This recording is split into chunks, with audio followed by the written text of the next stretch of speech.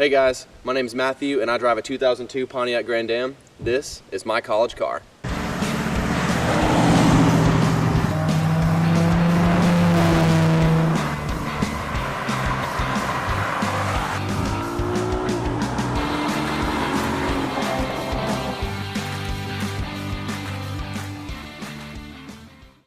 It's 2002.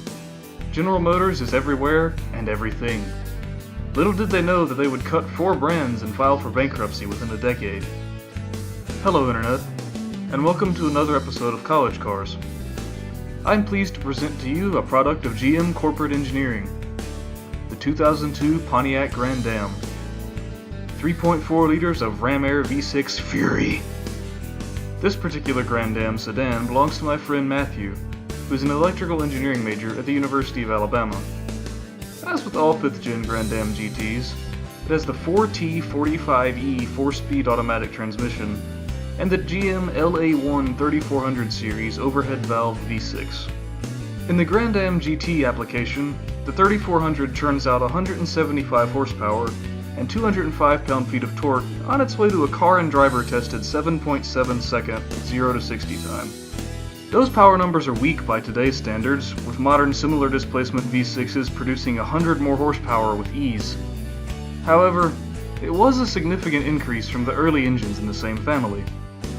The same improvement can be seen in the way the Grand Am looked as well, considering how hideous the previous 2-generation Grand Ams were.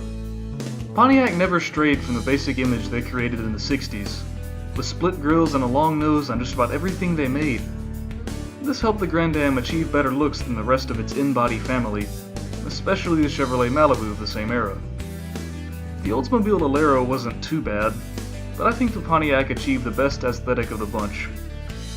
They also kept around a few mechanical bits, including their famous Ram Air system, although by the time it made it into the 2002 Grand Am, it was nothing more than a different intake, adding 5 horsepower and pound-feet of torque over the base 3400 V6.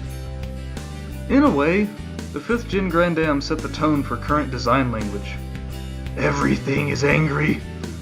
So angry. I can feel the rage. Those sharp grille openings. Those ornery headlights. Feel my fury.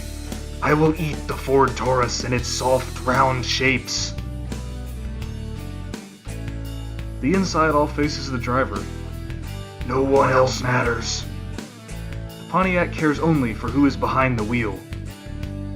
Unfortunately, this styling doesn't really translate to any special amount of power, but that probably isn't what Pontiac was going for with the Grand Am. The Trans Am was around until 2002 with the then new LS1 cranking out well over 300 horsepower, and they had the Grand Prix GTP for those looking for less conventional performance.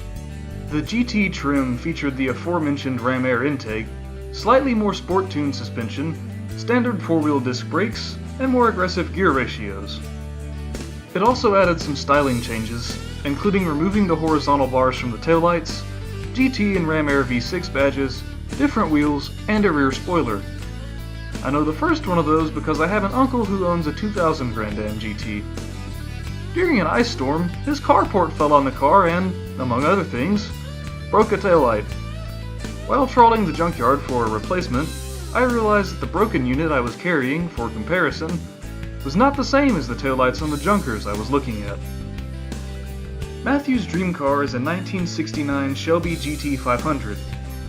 For my requisite stupid comparison between the person's current car and his or her dream car, both cars have the letter GT in their name. That's about all they have in common. As far as the Grand Am, it lasted until 2005 when the final GT Coupe rolled off the ubiquitous Fisher body plant in Lansing, Michigan. Almost poetically, it was the last car of any kind to exit the Fisher plant before the car was replaced by the G6 and production was moved to the Lake Orion, Michigan plant. That's all I have for this episode. Thanks for watching.